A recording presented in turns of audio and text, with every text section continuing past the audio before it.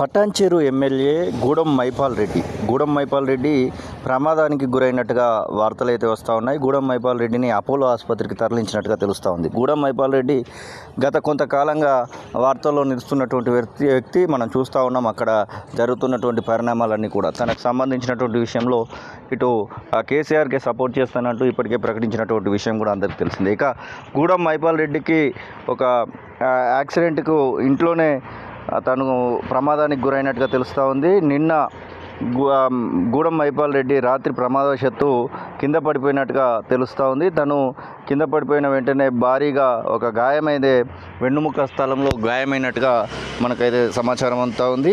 ఇక తనని ఇమీడియట్గా అపోలో ఆసుపత్రికి తరలించి చికిత్స అందిస్తున్నట్టుగా తెలుస్తూ ఉంది. మొత్తం మీద గూడెం మైపాల్ రెడ్డి తన ఇంట్లో ఉన్నటువంటి బాత్రూంలోనే బయటికి వస్తున్నటువంటి సమయంలో కాలు జారి అనూహ్యమైనటువంటి పరిణామము, మొత్తం మీద తను కింద పడిపోయినటువంటి సందర్భం అయితే మనకైతే ఇన్ఫర్మేషన్ అయితే వస్తూ ఉంది. మొత్తం తనకి వెన్నుముకలో ఒక గాయమైన అయితే తనని అపోలో ఆసుపత్రిలో ఉంచి చికిత్స అందిస్తున్నట్టుగా చెప్తూ ఉన్నారు.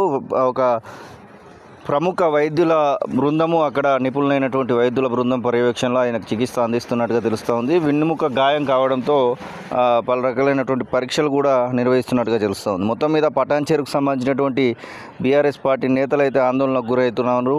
ఎందుకంటే అటు పలుమార్లు ఆయనకు సంబంధించినటువంటి విషయంలో వారు సపోర్టుగా ఉన్నటువంటి వాళ్ళు, అటు ఓటర్లు కూడా ఆందోళనకు గురవుతున్నట్టుగా మనకైతే సమాచారం అయితే అంతా ఉంది.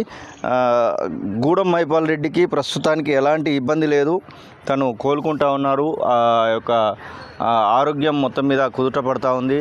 కొంత మేరకు ఇబ్బంది ఉన్నప్పటికీ కూడా అది పెద్ద ప్రమాదకరమైనటువంటిది కాదంటూ డాక్టర్లు అయితే ఇప్పటికే చెప్తున్నటువంటి సందర్భాన్ని అయితే మనం చూస్తూ ఉన్నాం. అసలైన తొలి వెలుగు. ఫాలో వాట్సాప్ @తొలి వెలుగు official.